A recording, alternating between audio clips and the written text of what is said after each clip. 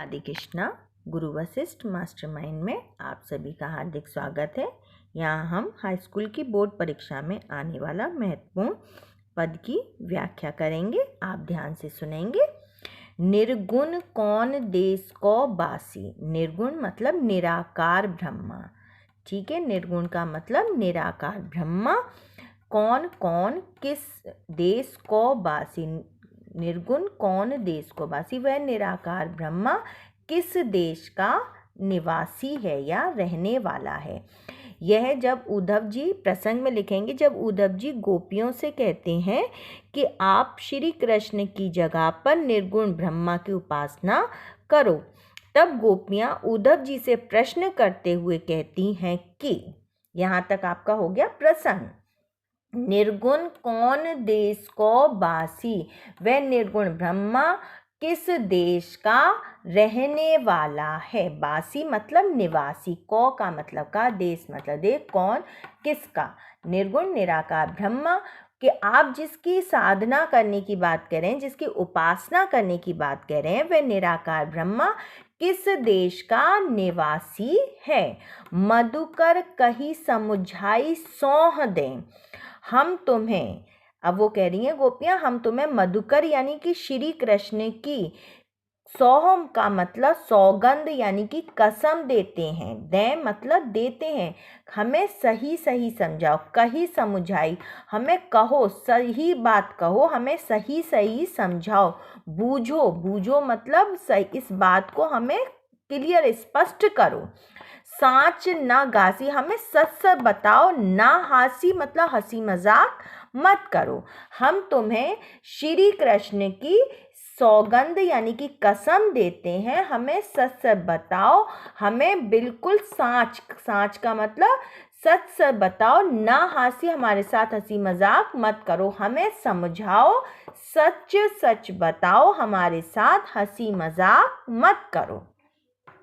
को है जनक, कौन है जननी। जनक का मतलब पिता और जननी मतलब माता।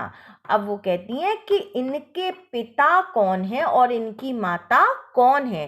कौन नारी को दासी, और इनकी नारी मतलब स्त्री, पत्नी, इनकी पत्नी कौन है। को दासी, और इनकी सेविका कौन है। दासी का मतलब सेविका, और इनकी सेविका कौन है। कैसे बरन वेश है कैसो, और इनके बरन मतलब रूप रंग, और वेश का मतलब आकार, इनकी बनावट, कैसो मतलब कैसी है, इनका रूप रंग कैसा है, इनकी बनावट कैसी है। उस निर्गुण ब्रह्मा का रूप कैसा है, रंग कैसा है, और उसकी बनावट, वेश का मतलब बनावट कैसी है।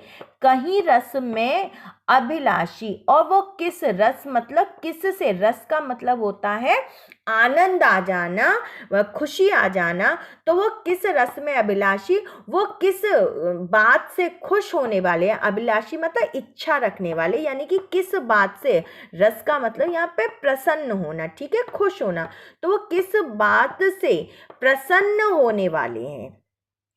पावेगो पुनि कियो आपनो, तुम अपने, पावेगो मतलब प्राप्त करोगे, पुनि मतलब किया हुआ, कियो आपनो अपना किया हुआ तुम प्राप्त करोगे, पुनः मतलब तुम ही प्राप्त करोगे। अपने किए का फल, कियो आपनो अपने किए का तुम खुद ही पाओगे। जोरे करेगो गासी, जो तुम हमारे साथ, गासी मतलब छल करना, हंसी मजाक के द्वारा जो छल किया जाता है, तो तुम अगर हमारे साथ छल करोगे, कपट करोगे, तो तुम अपने किए का फल स्वयं प्राप्त करोगे। सुनत मौन हवे रहो बावरो, सुनकर गोपियों की तर्कपूर्ण बातों को, चतुराई भरी बातों को सुनकर बावरो कौन रह गए, यहाँ पर उद्धव जी बावरे से हो जाते हैं, उनकी मतलब कहना चाहिए वो एकदम बौखला जाते हैं, वो पागल से हो जाते हैं। बावरों का मतलब वो पागल से हो जाते हैं। और फिर क्या होता है यहाँ पर, सूर सबे मत नासी, और सूरदास जी कहते हैं, तो सूर आ गया यानी कि पैराग्राफ यहाँ चेंज हो जाएगा। सूरदास जी कहते हैं सबे, उनकी सारी, सबे का मतलब सारी, मति मतलब बुद्धि, नासी मतलब नाश हो जाता है, उनकी सारी बुद्धि नष्ट हो जाती है। नाश होने का मतलब यहाँ पे उनका नाश होना नहीं है, विनाश होना वो अलग चीज़ है। यहाँ पे नासी मतलब नष्ट हो जाती है, उनकी बुद्धि काम नहीं करती है, उनकी बुद्धि बिल्कुल समाप्त हो जाती है, उनका विवेक समाप्त हो जाता है।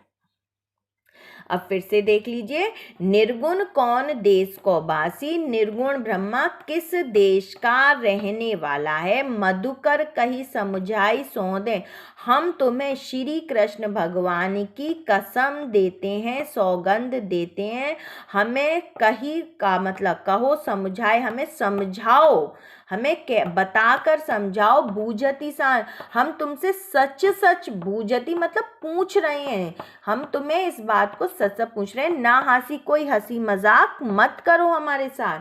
को है जनक, कौन है जननी, इनके पिता कौन है, इनकी माता कौन है, कौन नारी को दासी, और इनकी पत्नी कौन है, और इनकी सेविका कौन है, कैसे वर्ण, इनका रूप कैसा है, वेश और इनकी आकृति आकार बनावट कैसी, इनका रूप रंग और आकार कैसो मतलब कैसा है, किही रस में अभिलाषी, यह किस बात से प्रसन्न, रस का मतलब प्रसन्न होने वाले हैं, अभिलाषा मतलब इच्छा रखते हैं, किस बात की इच्छा रखते हैं, किस बात से प्रसन्न होने वाले हैं, पावेगो पुनि कियो आपनो, तुम अपने किए का फल तुम प्राप्त करोगे, जोरे करेगो गासी, यदि तुम हमारे साथ छल कपट करोगे तो अपने किए का फल तुम स्वयं ही प्राप्त करोगे। सुनत सुनकर मौन हवे रहो बावरो, उनकी चतुरता भरी तर्क भरी बातों को सुनकर उद्धव जी बिल्कुल पागल से हो जाते हैं। सूर सबे मतिनासी, सूरदास जी कहते हैं उनकी सारी बुद्धि का नाश हो जाता है, उनकी सारी बुद्धि समाप्त हो जाती है, उनका बुद्धि यानी कि विवेक समाप्त हो जाता है। अब यहाँ पे आ जाता है आपका काव्यगत सौंदर्य। तो काव्यगत सौंदर्य में हम क्या लिखेंगे, काव्यगत सौंदर्य में हम लिखेंगे कि गोपियों का यहाँ पे भ्रम के माध्यम से उद्धव से व्यंग्यात्मक परिहास करना है, यानी कि गोपियां उद्धव से निर्गुण ब्रह्मा के बारे में परिहास करते हुए पूछती हैं कि वो कौन है, कैसा है, उसके माता पिता कैसे हैं, यानी कि परिहास करते हुए उनसे अपनी बातों का चित्रण किया गया है। अब आ जाता है यहाँ पर आपका भाषा। भाषा आपकी वही ब्रज है, भाषा कभी नहीं बदलेगी, जो जिस भाषा में बात करता है वो उसी भाषा में बात करेगा। तो यहाँ पे आपकी भाषा हो गई ब्रज। अब रस कौन सा है, रस इसमें वियोग है, क्योंकि वो श्री कृष्ण से ही बिछड़ने पर कह रहे हैं, और क्या कह रहे हैं कि आप श्री कृष्ण को भूल जाओ और अन्य देवी देवताओं की, निर्गुण यानी कि निराकार ब्रह्मा की आराधना कर लो, तो बिछड़ना है। तो यहाँ पे बिछड़ने का मतलब वियोग श्रृंगार रस हो गया। अब आपका आ जाता है इसमें अपना अलंकार। तो अलंकार इसमें कौन सा, हासी दासी है ना, और नासी, ये तो आपका बासी, ये तो आपका अनुप्रास को इंडिकेट करता ही करता है। साथ में ये मानवीकरण भी हो रहा है इसमें, क्योंकि वो मानव के द्वारा निर्मित हो रहा है। ये यहाँ पे उनकी मनोदशा है, मानव के द्वारा प्रश्न पूछे गए हैं, गोपियों के द्वारा उन्होंने प्रश्न किया, तो यहाँ पे हो गया मानवीकरण। उन्होंने माना है कि ये बताओ ये कौन है, ये कौन है, ये कौन है, ऐसा कौन है, तो ये वो पूछ रही है उनसे, उन्होंने अपने मन से भावों को व्यक्त किया है। तो यहाँ पे मानवीकरण अलंकार है। गुण इसमें कौन सा है, मधुरता भरा गुण है, क्योंकि वो लड़ झगड़ के तो पूछ नहीं रही है, वो प्यार मोहब्बत से पूछ रही है कि ये बताओ, हम उनकी आराधना तो कर लेंगे, पर उनका पिता कौन है, उनकी माता कौन है, उनकी नारी कौन है, उनकी दासी कौन है, तो ये सब वो उनसे उपहास करते हुए पूछ रही हैं। दूसरा क्या है कि छंद कौन सा है। अब सेम बात है, उसको भी हम गा सकते हैं, इसको भी हम गा के सुना सकते हैं। तो जब हम इसे गा सकते हैं तो ये कौन से पद हो गए, ये गे पद हो गए, छंद इसमें गे पद हो जाएगा।